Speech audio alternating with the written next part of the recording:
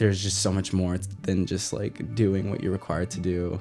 I actually did a lot of the video and editing production for the house, and we did a lot of promotions, and it actually took a really big upscale on Instagram. There's a lot of people viewing it, a lot of people talking about it. The only bad set experience I've had, like, you were on this set. Ooh. Oh no. In terms of like ethical reasons, like I felt like it was a little unprofessional. I think I'm going through some shit now. But that's okay because everybody's always going through some shit. You're always gonna be going through shit, and it's okay. It's about like learning to accept it, you know, because things happen and there's nothing that you can do about it. But I think what defines us as people is like kind of how we choose to bounce back from something. And so like going with the flow and allowing things to happen to you and you going along with things. Welcome to the First Act Break podcast, the show alright, where we dive into the art, business, and hustle breaking into the film industry. Today we have our two good friends from USC Film School, Eman and Ethan Go. Ethan, a recurring guest. Welcome back. Making a return. Still haven't seen my fucking episode yet. Is that coming out this week or next week? Very soon. Next week. Next week, yeah. Okay. 3 more days. Oh, yeah. I'll be spending the next 3 hours editing your podcast, so that'll be fun. Sick. Eman, welcome to the show for the What's first up? time. Welcome. Thank you. How would you describe who you are and what you do? I am a junior at USC in film and television production as well, and I'm so lucky to be here. So lucky to have met you guys. Yeah. Dude, it's crazy because we have so many similar interests. Like, we were in marching band together. We were. Like, outside of film, like, we were marching band together, both played the clarinet. Yeah. And then we also both played flag football together. Exactly. Which is crazy. I Yeah. mean, what made you branch out so much to all these different things? It's a good question.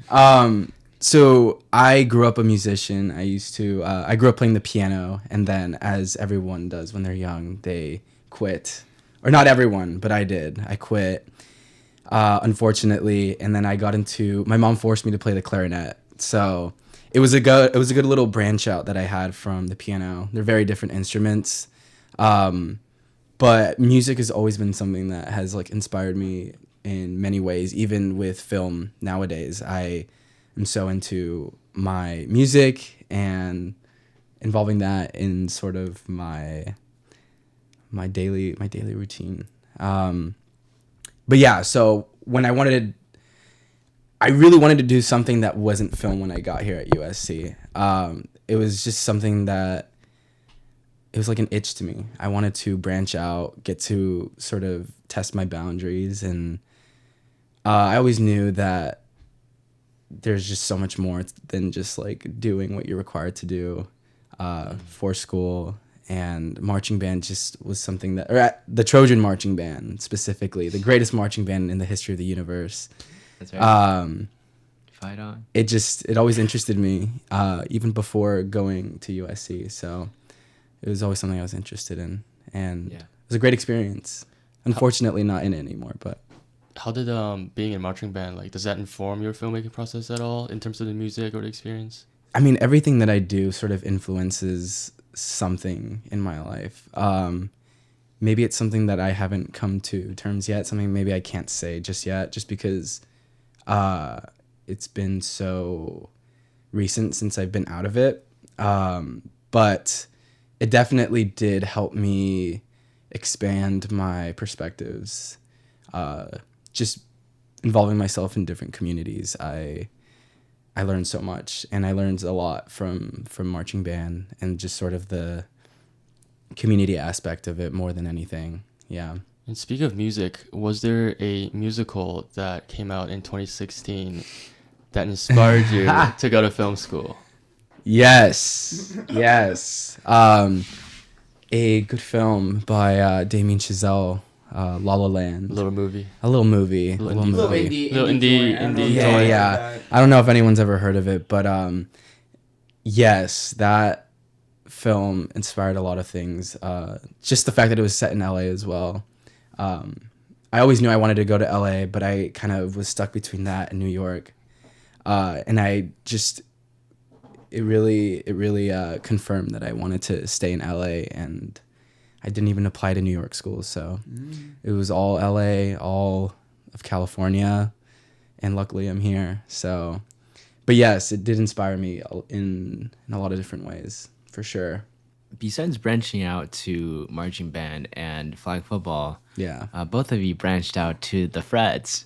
Frat. Singular. Yeah. We're loyal. Yeah. We're loyal. There's Yeah. only one frat in question here. Yes. Thinking about joining DKA for a hot second, but was like, Yeah. too much work. Me yeah. too. But Yeah. again, my whole like philosophy on just like branching out, like testing my waters, finding different communities. I felt like maybe DK was a little too similar to what I already experience on a daily basis.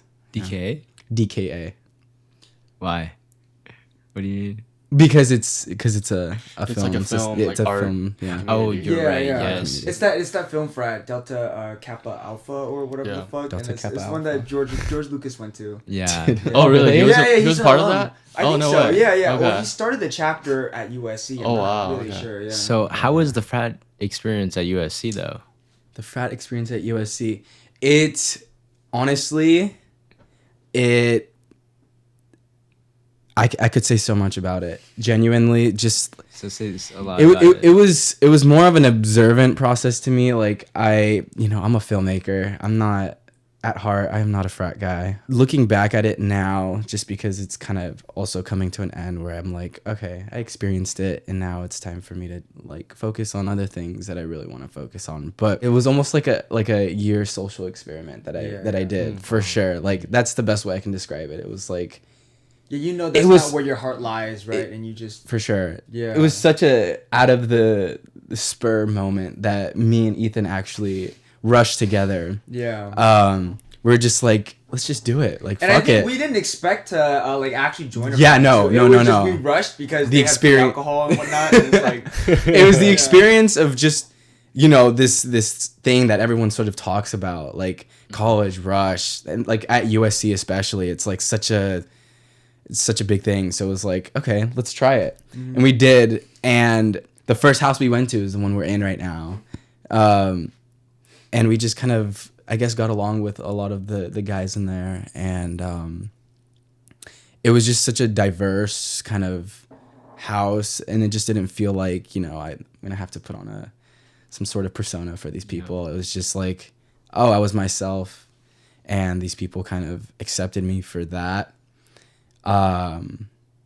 But nonetheless, it's still part of a larger organization that is a lot more interesting than I thought. Yeah. So you spent a year, I think, in the frat, right? And Yeah, I did. now you are thinking about moving on to more focus on your career in filmmaking. Right. Tell me what that's gonna be like. What are some things you're trying to Yeah. focus on?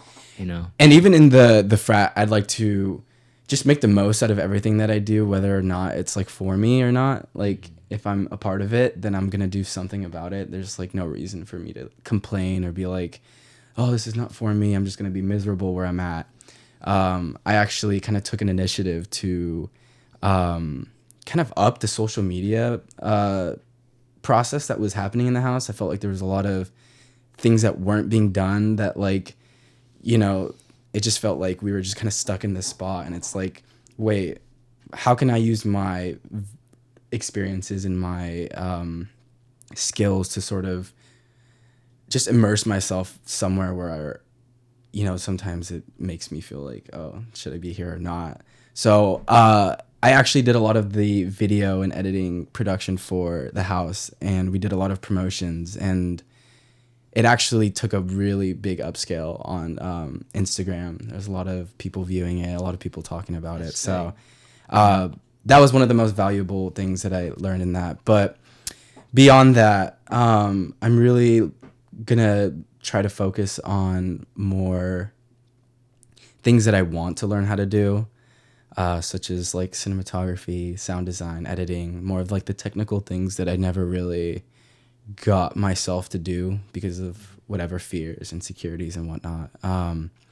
But they interest me a lot, and that's something that I really want to work on. Great. Even now, but even post this semester, post 310, I feel like that's just where my heart lies. So. Do you think 310 is preparing you for learning Yeah. all those things or no? 100%. In what ways? I feel like everyone kind of describes 310 as like this big scary monster that's just like gonna make you question everything about your life, which, to be fair, for some people it's a very hard thing. It is a very hard thing. Like, don't get me wrong, some could say. I think before 310 I made a promise to myself that I would sort of just ground myself in the moment and just take every experience as an experience and not really care too much about it. Like, if I made mistakes, if I didn't get along with people that I should be getting along with, it's just kind of like figure it out in the moment.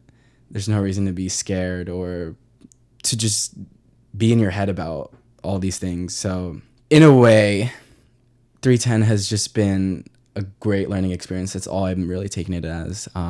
I DP'd the first project, and that has been a great experience. Just sort of doing something that I would never typically get myself to do because of, again, fears and such. It was great. And my director trusted me a lot with my vision, and I trusted her vision, and we kind of sort of communicated that together and worked closely, very closely, on making sure we got what we wanted, and I believe it paid off, at least for my first time DPing something that's not mine. So, yeah. I remember the summer, Yeah. you were calling me on FaceTime, and I was in China, and you were really kind of struggling with this idea of film and kind of lost on where you're trying to go with it. Yeah. You know, how has this last, several months changed? How has your mindset changed about film, and how do you see it differently now? Because I feel like you're now a lot more into it now, and you're not really questioning it as much. Yeah, when I got here at USC, I sort of had this like mindset that just like everything had to be sort of aligned with how I felt about what I wanted out of film school and just like my film career when I was like going into USC, or just like these ideas I had growing up. And it was just like I felt like I put so much pressure on that and just like not actually doing something about it and sort of changing these ideas that I have. Everything's constantly changing. So I really got in my head for a very long time about that. Hence the phone call to you. Yeah. Came to you for guidance. But I feel like now to me, it's just so important to just not get in my head about things that I used to believe were true about myself or things like that. Because again, we go to a university, it's not just about film. Like, your identity as a whole is constantly changing. And for me, it definitely was. This was the first time I've ever actually moved away from home. So that was a big change for me. And that just relates to a lot of things, especially in my film career. Again, I'm just learning to ground myself more and get myself more involved in things that actually make me happy, or like things that I really enjoy, such as like editing and sound and things of the sort. So what was that mind shift? Like, what caused that mindset shift, do you think? It was a lot of days of pain and agony. A lot of nights, a lot of just like constantly being in my head about everything that, I don't know, it was genuinely like, it sounds like an over exaggeration, but it was genuinely ruining like my reality and my perspectives of things. So it was more just like getting tired of that. Like, actually, I'm curious. Like, how do you two? Do you guys bounce ideas off of each other creatively? I love this guy, dude. Yeah. Like, I think we genuinely have such a similar like thought process and with things. I think we do too. Yeah. He reminds me a lot of myself, and I don't know about vice versa, but that is the case for me. Yeah. I agree with that too. I think just in terms of like how we think, and like you're also doing your own crash out film too, which is sick. Oh yeah. And we'll get to that in a bit. But yeah, I've like always really wanted to work with Eman on something, and like now the opportunity is here. I'm so excited. Well, we did in freshman year. I had him act in all my phone films, and I just kind of saw this like, you were also like one of the first people I met, but when I started doing just like smaller directing, acting stuff, I'm like, wow, this guy actually like knows how to act. And I'm like, he's just very compromisable. If that's a word. I think he understands what I'm trying to get across, and I'm very excited to do something on a bigger scale with him. Yeah. No, Yeah. I'm so psyched. Yeah. And that is the 310 that he's is going to the be acting 310. in. Mm-hmm. Yes. That's Yeah, sick. yeah. You want to talk a little bit about what that is? Yeah. To say the more important part of it, this story is truly about me identifying the chaos in my life and sort of navigating that and knowing what's right for me and just like taking control over that. So that sounds like it's a coming of age film, but it's totally not. It's totally fucking not. Your stuff is a lot of times very genre based, you know. You put a simple story into a world of fantasy and like, you know, you twist the genre of it, which is, you know, super sick. Yeah. And I guess what kind of influenced your filmography and what got you into filmmaking in the first place? Yeah. It's a very interesting question because I feel like a lot of people say they were inspired by like movies and other things growing up. I started film just doing editing, and in middle school I would just edit these little things, and then I took that on to me in high school where I went to OSHA, Orange County School of the Arts. And it was more, I feel like recently my voice has been mostly just about my life experiences, and I feel like that motivates me. That really keeps me going to want to tell stories and whatnot, whether or not it's like film or I'm just doing something. Like, to me, I love to use my tools and kind of like my technical abilities to sort of like create this feeling that like no one really even sees. Like, they just kind of see it on a subconscious level, like, wow, that made me feel something. But to answer your question, it's a lot of personal experiences and my music background. La La Land has inspired me a lot to just sort of tell a story with music, and in such a unique way.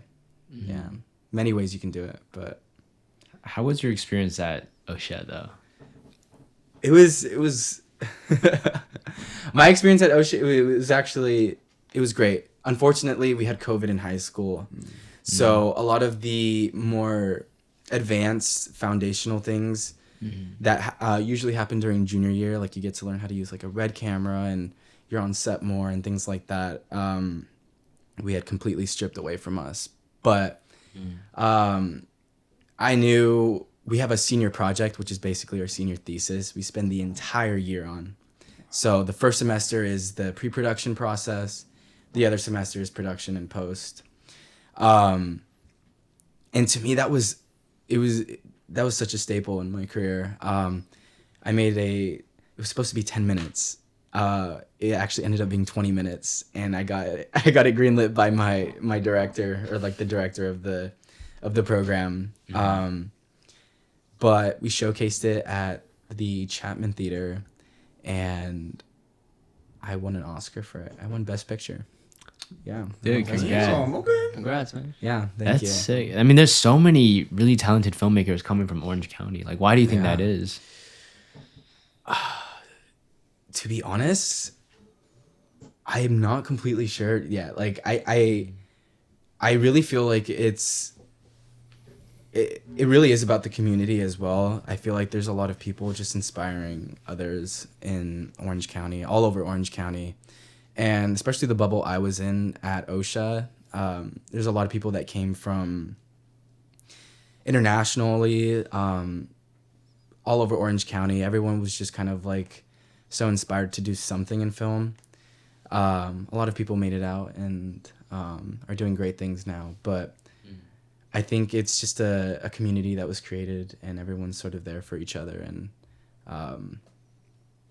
it's just kind of what I see here at USC and LA in general. It's just like once you build a community, it's like everyone just kind of feels inspired to do something in their own voice. But Yeah, no, I think it's so important to be surrounding yourself with people that, you know, you almost aspire to be, you know, in a way, like Yeah. people who are just on their A game and like super talented and creative, and that's like a huge reason why I also applied to USC. Just Yeah.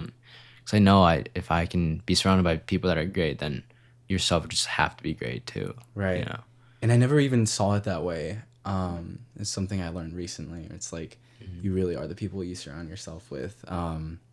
But yeah, just coming to USC, I would never expect to meet like people like you guys, or just everyone that we've met so far. Everyone here is just so talented, so creative, and everyone just has their own voice, and I think it's so special. And I'm assuming your USC experience has been a really positive one. 100%.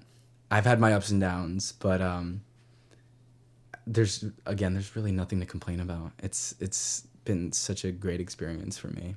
Great. Yeah. Still want to make the most out of what I have left, because there's just so much that goes into every single semester. There's so much to learn. How do you go about like prioritizing stuff? Because like you said, there's so much to do, but like Right. you want to do film, but there's also like other experiences. Yeah. So how do you go about prioritizing stuff? You know, that was a really hard avenue to locate. Like, how do I sort of go beyond my horizons, but like, how do I focus on what I actually want to do?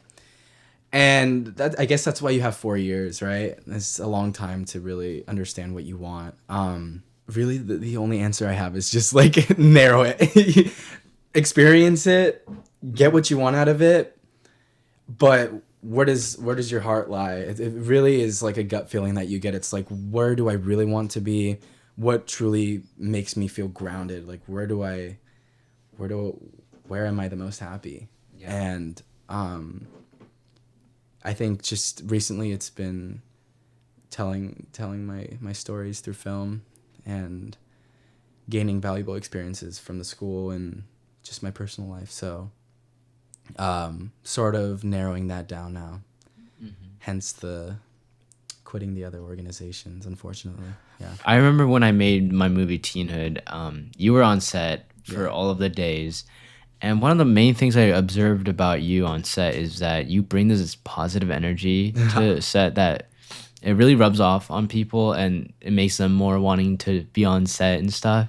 Like, talk to me about how you are able to stay sane on a 12-hour shoot when you get one meal, just some snacks. Tell me how. I don't fucking know. How do you man. stay so positive, stay so loose, you know? Yeah, I mean, don't get me wrong. I have my moments. I'm like, sometimes I'm just like, I don't want to be on set. But if I'm truly invested in something, and I think I was just so invested with the whole process of your film as well, just the way you were directing, the way Ethan Chu was DPing, and I was like very close to him because, you know, I was a grip and I was under his team basically.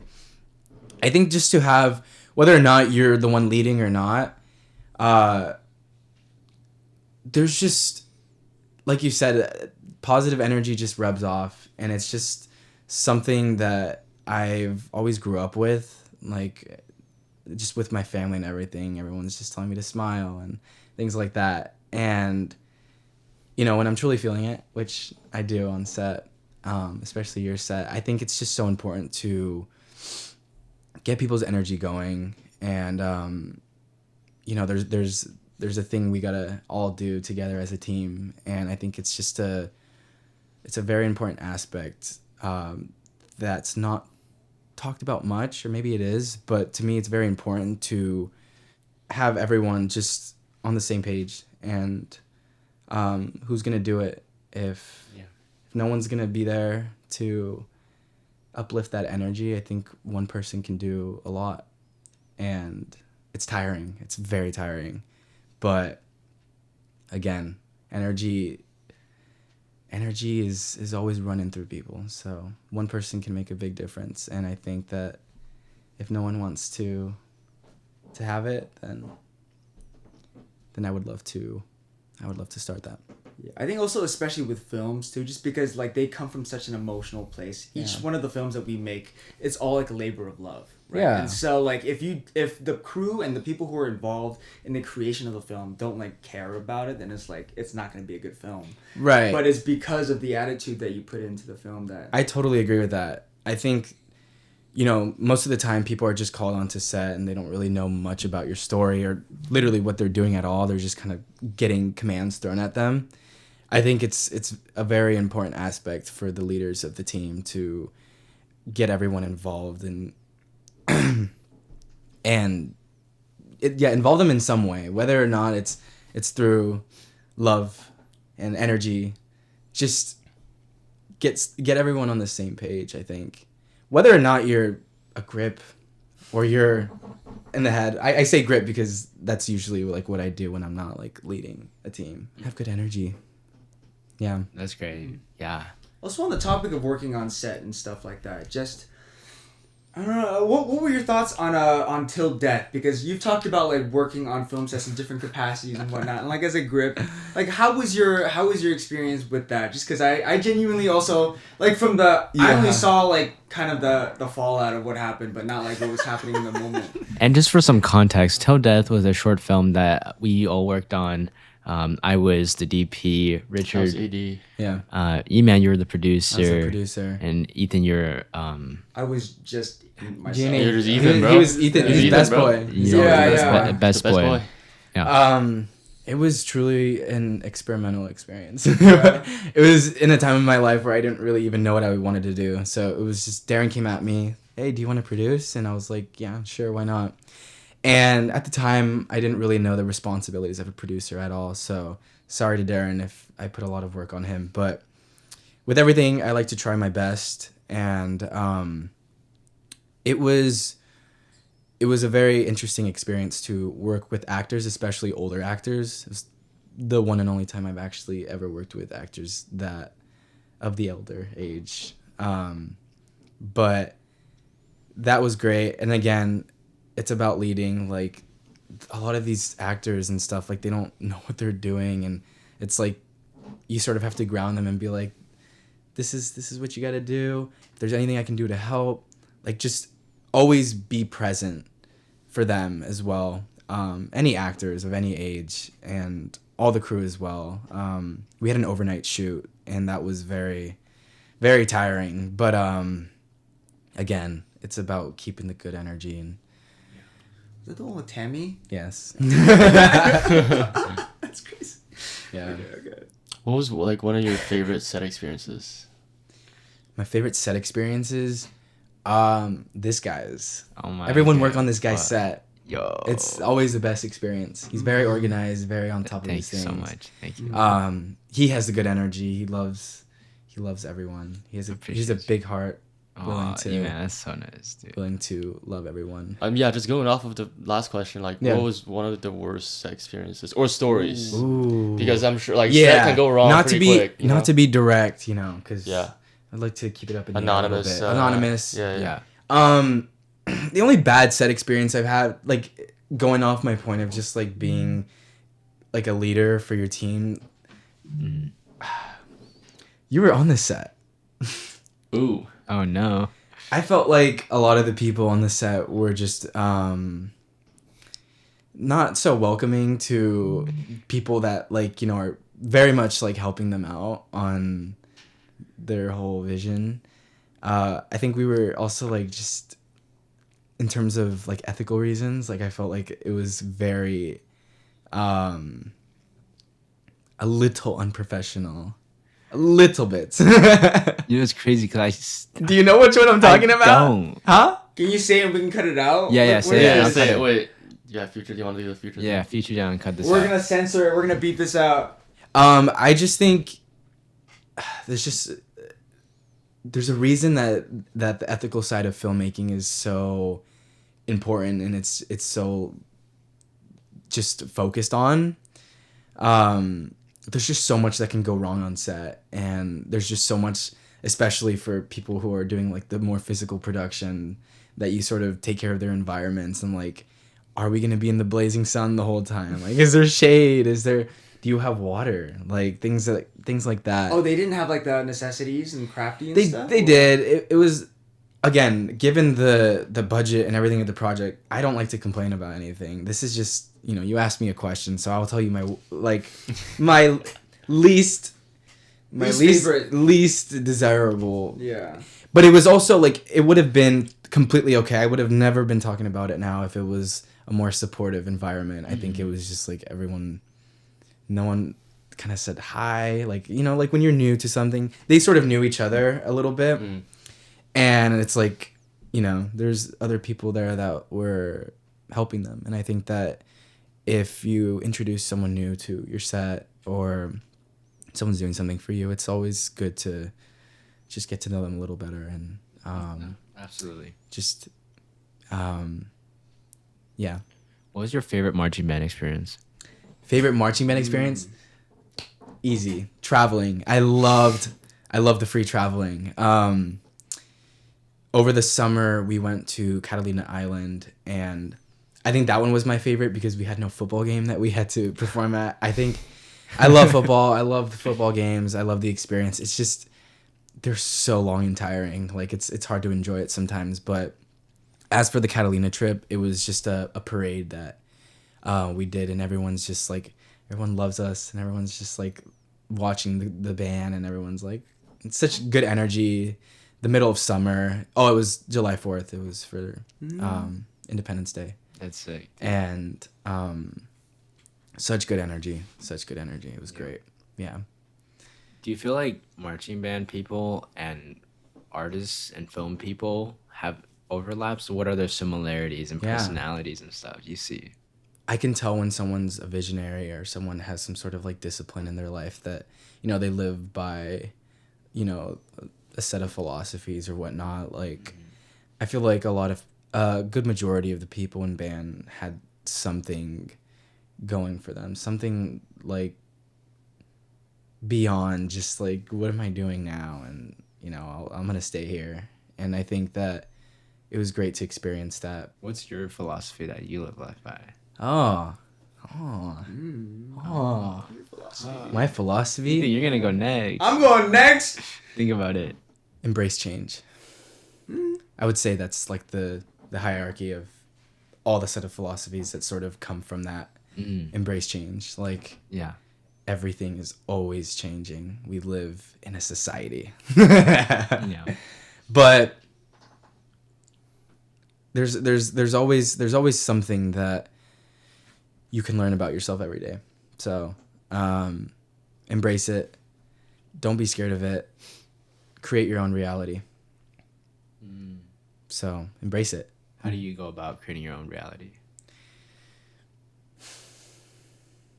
To me, my reality has always been stress. So like, kind of like putting a bunch of pressure on myself. So whatever comes from that, anxiety, whatnot.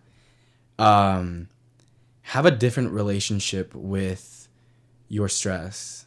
Have a different relationship with your anxieties. Have a different relationship with it's you. It's your reality is a reflection of who you are and what you believe in. And so ground yourself in that. Like a lot of like what I stand by is questioning yourself, like questioning, why do I feel this way about this? Like, get to the bottom of it. And I think that a lot of my stress and anxieties came from not knowing why it is that I feel this way. And it's just sort of letting this control you and control your reality, because that's genuinely what it is. It's anxiety and stress will control your reality. And it's like, no, slow things down, take it a step back, question it. Why am I feeling this way? And there's a lot of things from that have to change. So embrace it. So that's my philosophy. What about you, That's a Ethan? really good one. You stole it right out of my fucking mouth, bro. But no, I agree with that 100%. I think that, yeah, just my philosophy personally is just, there's an underlying element of like kind of embrace change, and change is always happening, right? But I think something that I'm kind of like putting myself in the mindset for is like learning to go with the flow of things, you know, because it's like I think that change is such a powerful thing, and it's something that has happened to the both of us across like just our 3 years here. Yeah, I feel like I've lived sure. more life, you know, just in the 3 years. We're both juniors now than I have like previous to that. And it's like going with the flow is just the idea that like I will run into things that make me uncomfortable. I think I'm going through some shit now. But that's okay because Everyone's always going through. Everybody's always going through some shit. You're always gonna be going through shit, and it's okay. Yeah. And it's just no. But you're completely right though. It's just about like learning to accept it, you know, because things happen and there's nothing that you can do about it. But I think what defines us as people is like kind of how we choose to bounce back from something. And so like going with the flow and allowing things to happen to you and you going along with things, that's kind of how I would like, because I'm so tired of fighting. I think I have like a really chaotic brain too. Yeah. And it's like, you can see it in my work and shit like that. But it's like, yeah, I'm always like stressing myself out or like pressuring myself to do things or like let's say I feel like I'm restraining myself a lot of the times. And I think that that's just so tiring to do, like to kind of have to put up that facade of like, you know, I'm okay and like this is kind of who I am. And like denying the true essence of the person that I want to be, you know, that's tiring. And so I think I just do whatever now and like whatever happens and yeah. Sick, dude. And I mean, this can go to you guys too. And what are 3 things in the last 3 years you've learned at USC Film School, whether it pertains to life or filmmaking? You can just go one each. We can bounce back. Yeah. Okay. Everyone says this. Just literally, fucking fail. Like, do things that, like, we're in an environment and space where we can fail. Like, don't fail your classes. Maybe not. But like things are not that deep, right? It's never that deep. Yeah. And I think that we're so scared all the time to fail or go out of our comfort zone to sort of realize that some things aren't for us. But yeah, learn how to embrace failing and knowing what's right for you and what's not. Great. Yeah. You have one? I have one. I'm gonna say this because this is true. In my 3 years here, I learned how to kiss and have sex with someone properly. Sick, dude. How do you how? Yeah. How? Wait, I want a step-by-step Demonstrate? instruction. You want a step-by-step? Oh my god! All right. I feel like it's. Lord. Sick. Well, thank you so much. Thank you. Let's see. Second one. I had one in mind and then he distracted me. Yeah, I was like, I think might throw you I saw up. you grinning. Okay. Oh, a good one is just the cadence of your voice and how you choose to articulate your word. Okay. Is huge in every aspect of your life. How do people talk to you? How do you talk to people? Relationships, in professional lives, casual conversations. How do you articulate your reality through your word?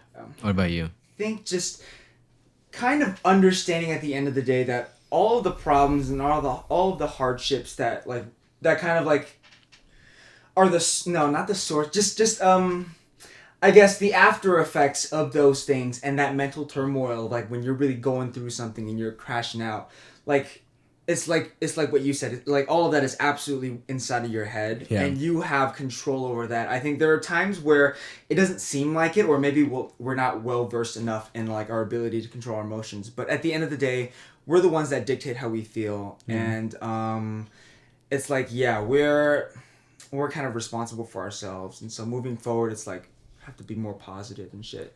As someone really hot and sexy once said, you can be the captain of your ship. Wait, Is that Petra? Oh, wait. You can be the captain of your ship. You can be the captain of your ship. You can be the master of your soul. But you got to realize that life is coming from you and not at you. And that takes time. Where's that from? Yeah. Deep. T-Shell. Who? T-Shell. Yeah. T-shirt. Oh, from. He just said it. He just said He it just on said like it. a He clip. did? on, Okay. an interview. An interview, yeah. Because he's so hot and sexy. Yeah. I agree. Bob Dylan. Sure, yeah. Oh. Is he gonna win an Oscar? Bye, Miss We shall see. American Pie. Hey, what about That's your pretty third one? Is that this idea of perfection and like being able to, because I think heading into college, and I'm sure all of us had like had this to a certain degree, but we all had like certain expectations of like, oh, we're gonna be this by the time we're juniors, or if I want to complete a project, it'll like be able to do this, and people will say this about the project and whatnot, and it's like there is no like idea of objective perfection. Like that's all that's like kind of related to in the way that it's like it's kind of something that your head is generating. And at the end of the day, you have no control over like what the outcome of things that you do are, but you should. So it's not, I guess, also just like not looking at the outcome, but looking at like kind of the process. Too. Yeah. Yeah. 100%. Yeah. Yeah, I love that. That's really deep, bro. And also for the both of you, what would you tell your 30-year-old self? Like ask or tell, because I feel like when I be You know more what? Ask. Ask. Okay. Yeah.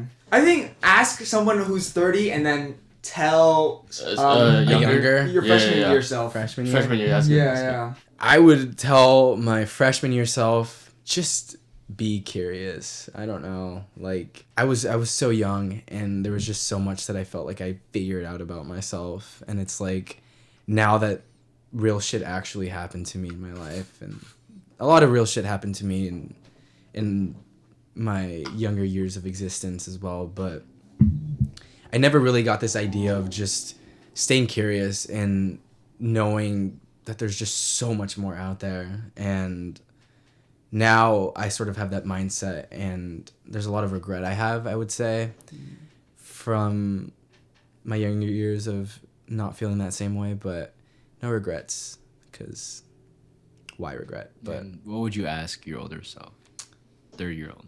Or what's something you're curious about to find out? do you have a baddie wife? Solid. I'm just kidding. That's great. What is it that actually makes you happy now? Like genuinely makes you happy? Yeah. What am I doing? It's just men. What am I doing? You're doing men, bro. In your 30s. Hmm. He's doing me, by the way. Shout out E-Man in his 30s. No, yeah. Ethan, what about you though? Before I move on to me, what are some things that you regret though? Like in terms of when you were just starting out and like now you look back and like, oh, I should have done that. Like what are some things that I think just like closing my boundaries, whether it came to, I think one of the biggest ones is meeting people and just like getting to genuinely know like friends and relationships and all that a lot deeper than when I actually did, because again, like you are what you expect of yourself. So there was just not a lot that I was very vocal about, and I felt like I just kind of constrained myself. So that kind of translated into my relationships, and I never actually got to get to know people on a much bigger scale than I would have ever done when I was a freshman. So like all of you, anyone, just people I love, I want to get them pregnant. Bet. All of you. We can after the cameras turn off. Yeah. Or the cameras stay on. I mean, who the fuck? I don't care. I don't give a fuck. Yeah. Okay. Is it my turn now? Yes. We can What was all the question share. again? We can all share. Yeah. One thing you want to tell your younger self, your freshman yourself, an advice, and then one thing you are curious about your future self, and one regret. How about that? I think one thing I would tell my younger self that like I still struggle telling myself today is that I am good enough. You know, that I don't have to like constantly work to prove my worth, or like I'm not a reflection of what I do. Like I just am my own person. And those times when like I get yelled at or I get demeaned to, I get demeaned. It's like, don't kind of spiral out on that, and just kind of like it's hard because it's something hard to articulate because it's still something that I'm struggling with a lot even today. I think I'm much better now, but just this understanding that that I don't have to, even if like, I mean, this is a podcast about being filmmakers and whatnot, right? But even if I don't make it as a filmmaker, like I shouldn't be like, oh well, therefore I don't deserve to exist because I failed. You know, there is no failing in the sense of being myself. Like regardless of what happens, like I should just enjoy my presence and live life to the best of my ability. Yeah. I totally agree with that. Yeah. Mm-hmm. I used to think that my worth was based on me being a filmmaker. Yeah. And I would tell myself, if this doesn't pay off after I graduate, if I'm not where I want to be, I do not deserve to exist. And my life will have no meaning. And that's just a really negative mentality to have too. It's like self-destructive. It is very self-destructive, and that's like bad pressure. I think there's times you can put good pressure on yourself. Yeah. But that's damaging to yourself, and especially with like film, it's so personal too, and it's coming from such a like an introspective place. It just wouldn't work. Like Right. I'm not doing anything right now because I'm being too destructive, but I hope to be better in the future. But yeah. What would you tell your 30-year-old self? Yeah, like what are you curious Or about? ask. Yeah. I'm afraid of like asking myself like, does everything work out? Like, am I happy like at 30? And then he's like, no. Like that would scare the fuck out of me. He doesn't have to answer. It's just He something you want to know. Yeah. Something I would want to know. Maybe you don't want to know. Maybe you're just excited to see what's next. And just, I think I would prefer not to know. I don't want to, because you have all these like stories and shit like that where like someone comes from the future and then they're like, don't do this, otherwise this will happen. And it's them actively trying to avoid it that causes it to. Well, I think this doesn't really apply to this scenario here, but I mean, either way, it's like the idea of a future and whether or not humanity will even exist, because there's that fucking meteor headed towards us Oh, in that's right. 2032 or some shit. Yeah. But yeah, it's like honestly, I don't know what's gonna happen, and I need to be okay with that and just kind of like stick and move. Yep.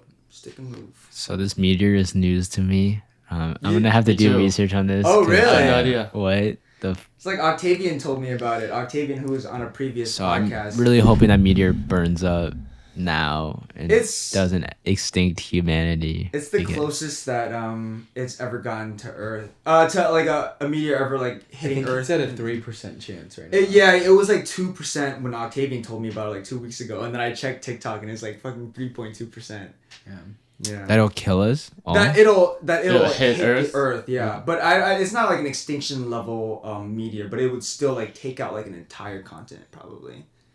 Ooh. So Yeah. like, please hit like Hit what? Hit what? Please No, honestly, hit that like button while you're still alive and humanity is still intact. Yeah. facts and the follow button. Yeah. Fuck button. What about you guys though? Yeah. What would Alright, you Richard, tell your let's younger go in a- selves? Yeah. Circle. What is it? Ask my future self. Yeah. Regret and past Tell self. something to your younger self and ask something Oh, of your older yeah. self. Oh man, telling my past self is easy. Like it's gonna be okay. Yeah. I think I just had so many fears about. I mean, high school I had no.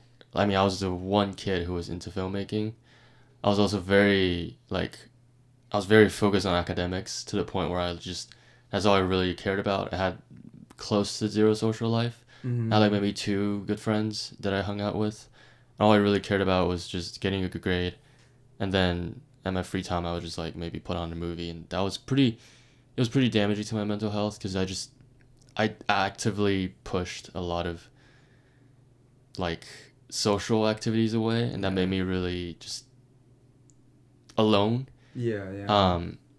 And I thought that was gonna be like the rest of my life for a while. I was like, that was gonna be who I will be for the rest of my life. Yeah. And it's Flash self-fulfilling too, bro. It's like, the more you think about it that way, the less you are willing to go out and meet people and Yeah. hang out and make friends and whatnot. Yeah. And so it just becomes this deadly circle. And then COVID hit, which just exacerbated all of that. So yeah, I was just telling my past self I was gonna be okay, because the moment I came to USC, I think there was such a clear shift, in me and just in the people around me, and that Yeah. all of a sudden felt like I had not forgotten about it, but that was a different period of my life. I'm really glad that I'm where I am now. Yeah. Asking my future self, honestly, like just how close I am with my loved ones, both physically and, you know, how close I am with them. I mean, I just feel like 'cause we do spend less time with our family when we grow up. Yeah. We're gonna spend more time with presumably our spouses, our partner, more so than with our maybe parents or parents or whoever brought us up, and I don't know. I think I would be curious to know like how, like where are they still at home in Beijing? Have they moved to LA with me? Am I still in LA? Like where am I working? Stuff like that. And then will it regret? Sure. Yeah, something you want to tell you. Regret. It's just a regret. Yeah. Is it regret? Wait, Yeah. was that the one? Yeah. Like in college or overall? Yeah. In college, just doing college, yeah. Or if you have an overall one too, just like a regret. I feel like these are just milestones that we can like kind of evaluate our life at too. Of, like, Yeah, definitely. Oh, I mean, this is like a really specific one, but I really do regret trying to pick up a double major in business. I think I told Jiayang and Ethan a little bit about this. Did you I just ended up switching to a minor? I switched to a minor. Okay, right, because right. I know I'm really impressed by Alex, who's double major in production and math. In math. Nuts, I think bro. he's really good at math. Yeah. And I think that like pushes off a lot of the, you know, I guess like stress that would come with double major. But I thought I was gonna be good at like accounting, because what is it other than like crunching numbers? But it's not math. My brain just could not. I could not. Like I would rather be doing calculus or like whatever than accounting, because it was boring. It was repetitive. It was a bunch of nonsensical like ideas and formulas that you have to like remember. It just didn't make sense to me. I spent so much time on it and I couldn't understand it, and that just like completely like killed the momentum I've built for the first 2 years of filmmaking out, because I was studying for that. I didn't want my grade to be bad. It ended up being bad, and it just like everything just kind of went downhill because of that. Like you backpedaled even is what you're saying yeah. because of it. Wow. Wow. Oh yeah. I mean, because I did not go on set. I thought like all of a sudden I was like a new freshman trying to figure out what he wanted to do with his life.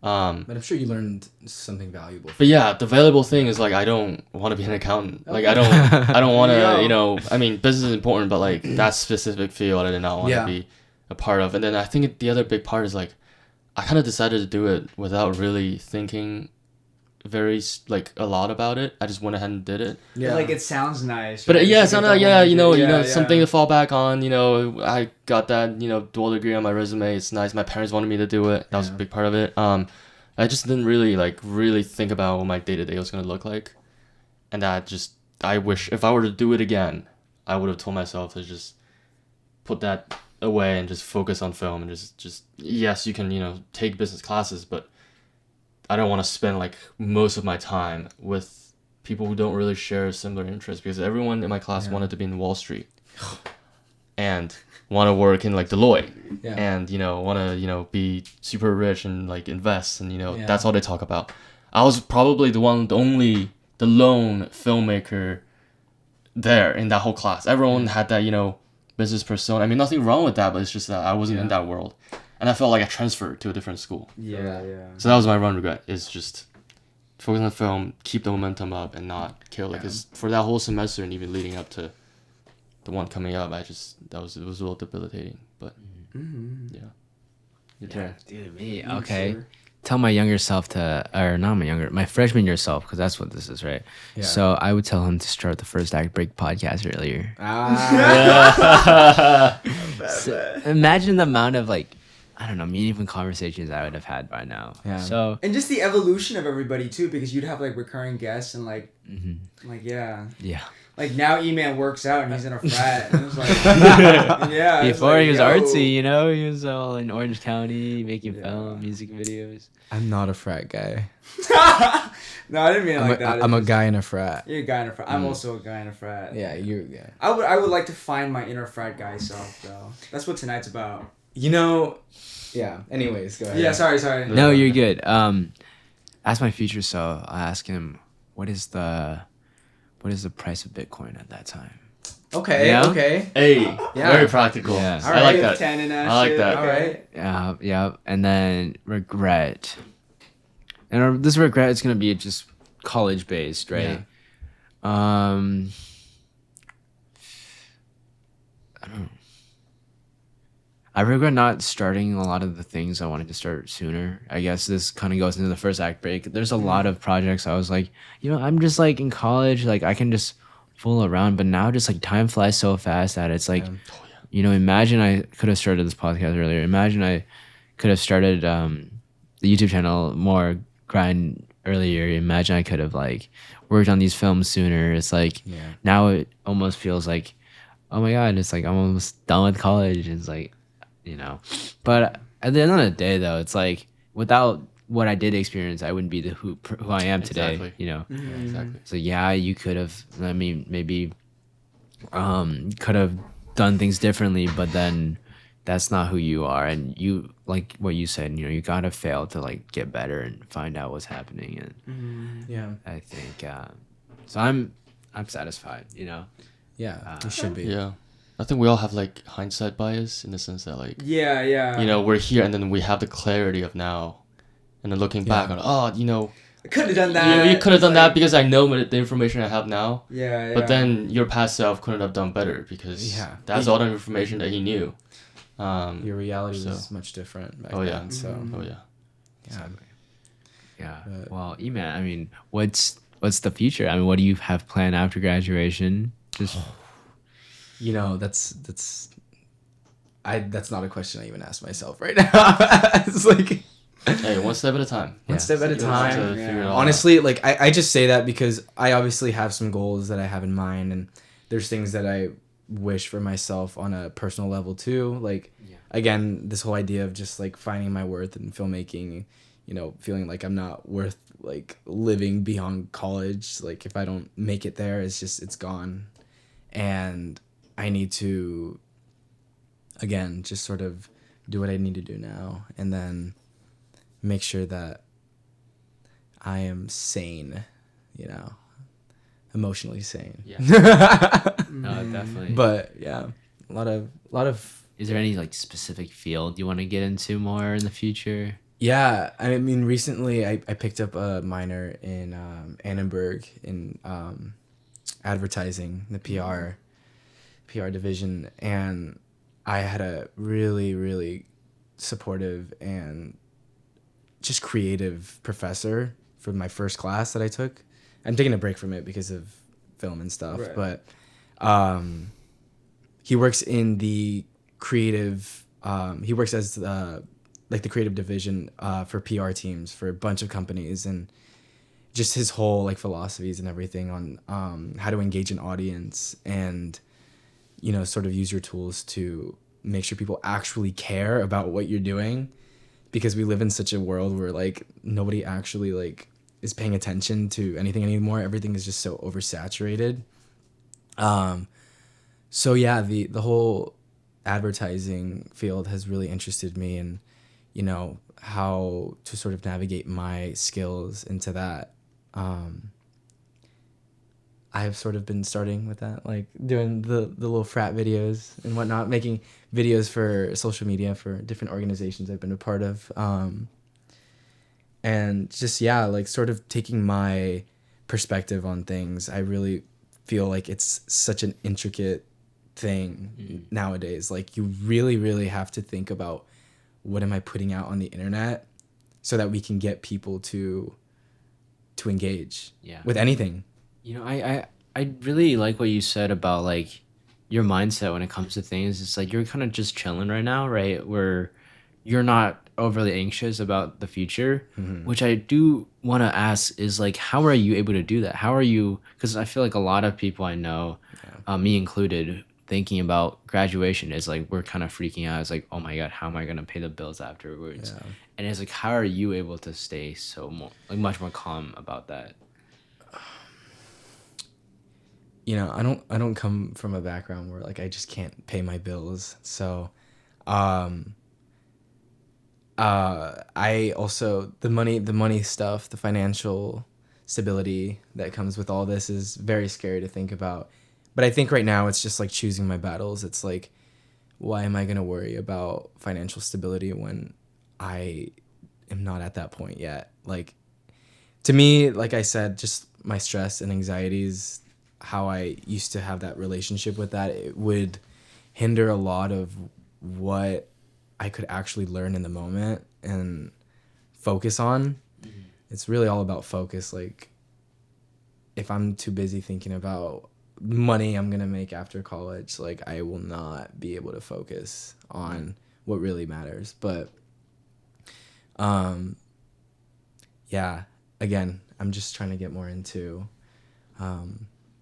what really interests me at the moment. Yeah. So That's awesome. Yeah. And you know, I started doing this from the last podcast, which is the previous guest will leave a question for the next guest. And this is the question the previous guest left you. Do they know who the next guest is? What, did they know it was they me? Don't. They don't. Okay, cool. No. Cool. I didn't know it was me. They don't know it was you. Okay. So the question was, and shout out to Dario Vasillo for recommending this thing. Okay. How do you know when a door is opened or closed in your career? As in, like, how do you know it's time to, like, move on to an opportunity? Or, I guess, how do you know when it's right to keep pursuing a thing? For me, it's all about trusting your gut. Like, is this making you happy? Is this fulfilling some sort of enjoyment in your life? To me, it's like, a lot of those things won't come to you right away, for sure. Like, it takes time for things to really get you into it. But I think for the most part, if something is just weighing you down, or if you're not finding yourself in anything that you're doing, I think it's best for you to move on, which goes for a lot of things. It's like, what is your gut telling you? Yeah. You know, do you guys ever feel like there's so many things you have to do and you're just like constantly swamped by things? Mm-hmm. And like a lot of times at the end of the day when you're like about to go to sleep and you're like, I didn't really do much today. You know, I always have that problem. And recently I kind of started finding a way to help with that. And it's our sponsor. No, I'm kidding. It's this new strategy of doing a to-do list where, you know, your to-do list, it never ends, right? And I learned this from like a doctor where you basically have only one thing that you need to accomplish that day, that one big, urgent, and important thing. And as long as you accomplish that one thing, mm-hmm. you'll be satisfied, right? Yeah. So every day I would have a fresh piece of paper or a fresh piece, like note document where I write that one thing I want to accomplish. Because if you look at the to-do list, it never ends, right? Yeah. Right. I would have that one thing and then 3 things that I could accomplish that would make me feel even better. But those you don't have to. So those 4 things, every day is fresh. Even if you don't do it the next day, just fresh sheet. Yeah. And that's what doctors do because they always have new patients, new things they have to do, new tests they have to run. And they always have that one thing they got to do. And when you do that one thing, it really makes you feel like you did something today. You accomplished something. You know, it's like really about like building those little habits that sort of translate into bigger things. And yeah.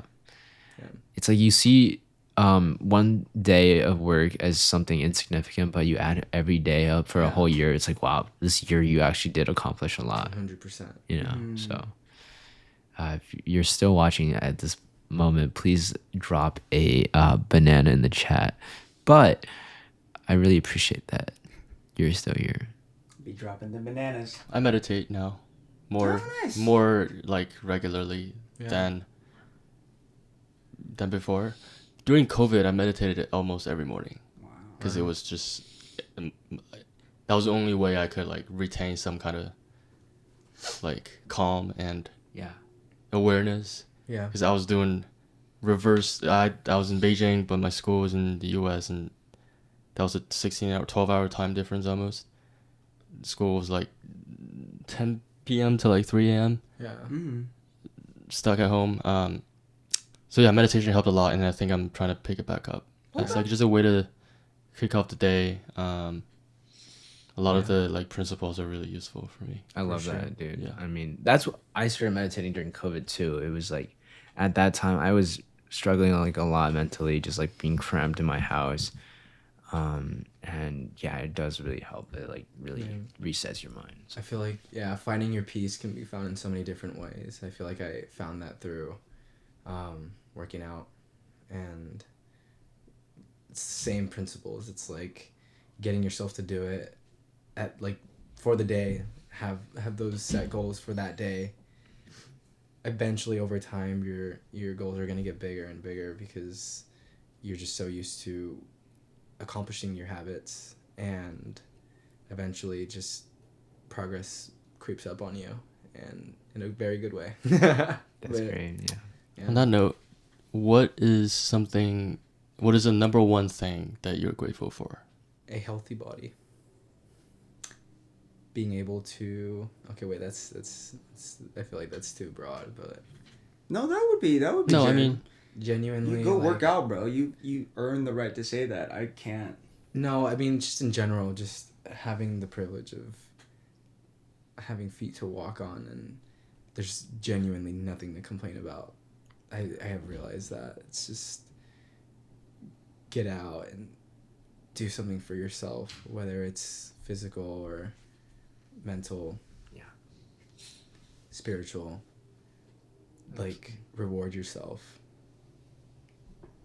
I think for me, maybe creativity, the ability to be able to access that. Because, I mean, even though, like, sometimes it comes to a point where, like, I weaponize it against myself and it becomes, like, detrimental. Like, I'm creative in the sense that, like, oh, I suck now, and I make myself, like, believe that. But I think that in spite of, like, how negative some of my thoughts are at this point in my life, I think my capacity for creativity gives me hope that, like, I can always work past this, you know, that I can imagine, because I think the idea about growing and changing as a person is, like, you can imagine yourself as the changed person, and that's when that change, like, kind of happens. And so I'm very grateful that, like, I have that within me to be able to kind of force myself to grow and evolve in all the ways that I have to. That's great. Well, thank you both of you for coming on the show today. You know, Eman first time and Ethan first time returning, you know. So really excited to see where we all go. I want to see my episode, bro. Absolutely. I'll go edit your episode after this. Okay. Well, great. Thank you. Thank you for having guys. me on this. It's been a great opportunity, great time. You guys have a way of closing out? You guys, point at the camera and be No, like, we just like cut the black. cut the black? Yeah. You should say that, actually. And cut the black. And then boop. And cut the black. Yeah. Get stuckmanized. Stuckmanized. Stuckmanized. Hell no. Okay, wait. Get Jiayang-ized. No. Get This is it, and cut the second act. No. Yeah, no, I was thinking about that too. And I'm like, act 2 beginning? No, that doesn't. The end. Bye. 再见，大家再见。再见。 Goodbye. Okay. We don't need an outro.